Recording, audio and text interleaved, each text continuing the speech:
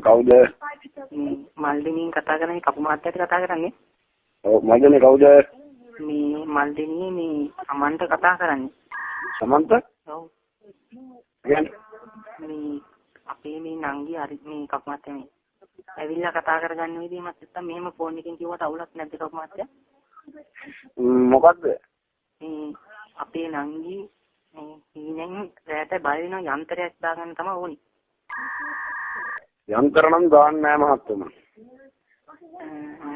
එහෙනම් නූලක් වගේ එකක් එහෙම. ඔව්. බලන්න ඕනි. අපි හෙට එන්නද? හෙට එපා. හෙට මං අර නෑ. කවද්ද සෙනසුරාදාට එන්න ඕනේ කපු මහත්තයා? සිකුරාදා වෙනසුරාදා. දැන් සිකුරාදා සෙනසුරාදා විතරක් දැන් කපු මහත්තයා නිකන් ෆයර් වෙනවා වගේ වෙන්නේ. ඈ? සිකුරාදා සෙනසුරාදා වගේ විතර දැන් කපු මහත්තයාට ෆයර් වෙන්නේ. නෑ අපි අම්මගේ ඉස්සම දකින්න මම ෆයර් වෙන උත්තියක්ද? දැන් පාඩියා.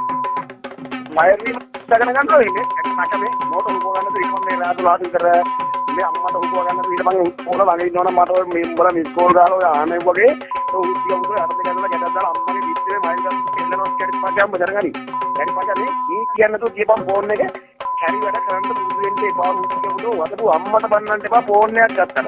එක්ක බදාම් කාලා මේ කැඩි පාඩියා මේ අනවහපන් ආයි කියන්න කැරේ අම්මට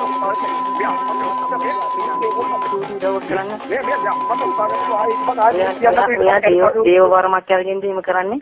දේව වර්මෙන් නෙවෙයි උත්සව පයින් නෝද කැඩපට කපු උදය දුමට ආවා අපි උද පිදුමට ආවා අරගර ආරුණා අරුලේ